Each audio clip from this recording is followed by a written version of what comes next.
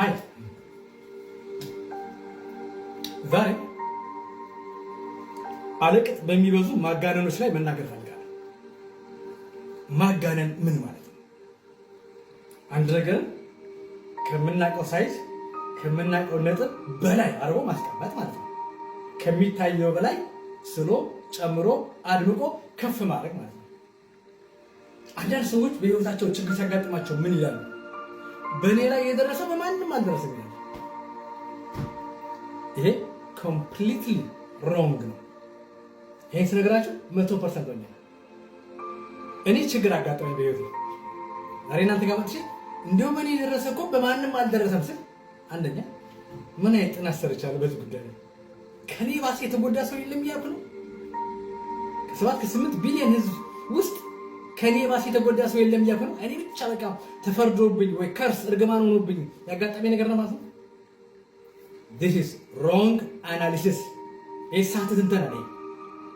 በእኛ ደረሰብን ነገር ደርሶ ሊሆን ይችላል። በሌሎች በሚሊዮኖች ደግሞ ከኛ የባሰ ደርሶ ሊሆን ይችላል። አለቅጥ ማጋነኖችን እናቁ። በጣም መቆም አለባቸው። አንዳንድ ሰው ደግሞ ይላል እኔ ሁሉን ለሻለኝ ነገር ሞክሬያለሁ።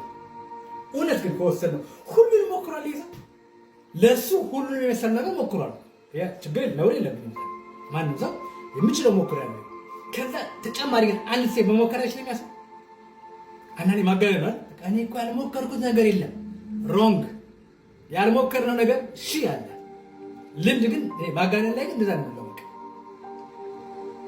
አለቅጥ ማጋነኖች ሀቅን አያመጡም። አለቅጥ ማጋነኖች ከትሩዝ እንድንርቅ ያደርገናል። አለቅጥ ማጋነኖች ፍርሃት ሊፈጥሩብን ይችላሉ። አለቅጥ ማጋነኖች ሮንግ ኢንፎርሜሽን ሊሰጡ ይችላሉ። ሰዎች ነገሮችን ባሉበት ሌቭል እንውሰድ። ተቸግራለሁ።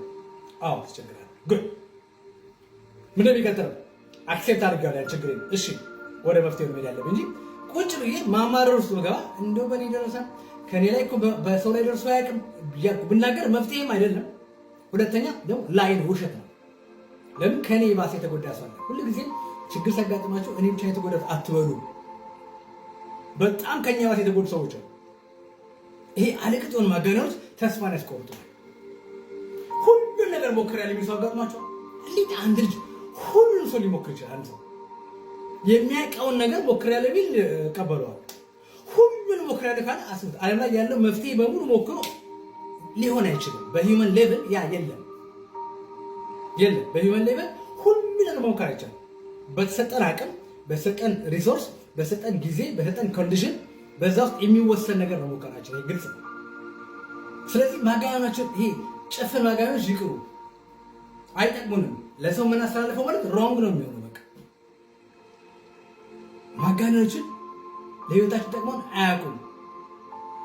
ማጋነኖች በተወሰነ ጊዜ ከሰዎች እንትን ይሄ ምን ይባላል ሀዘኔታ ሊሰበስብ ይችላል። በቃ እኔ እኮ በጣም እንደዚህ ምናምን በጣም አጋኘት ነገር ወይኔ ዳኒ ተጎድቷል እኮ ይችላል። ያ ምንም አይጨምርልኝ። በቃ የተወሰነ ከሰዎች አለ የዲፕ ሰርቪስ የምትለውን ከመሰብሰብ ውጪ ለህይወት የሚጠቅመኝ የሚያራምደኝ አይሆንም። ከማጋነን እንውጣ። ነገሮችን ባሉበት ለምን ማጋነን ማለት ብዙ ጊዜ የሳተ ነገር የምንሰጠው ነገር፣ ብዙ ጊዜ ትክክለኛ ቁጥር አለ፣ ብዙ ጊዜ ትክክለኛ ፒክቸር አንስልም። አለቅጥ ማጋነኖች አይጠቅሙም። እስቲ እናንተ በህይወታችሁ በምን ነገር ላይ አጋናችሁ ታውቃላችሁ?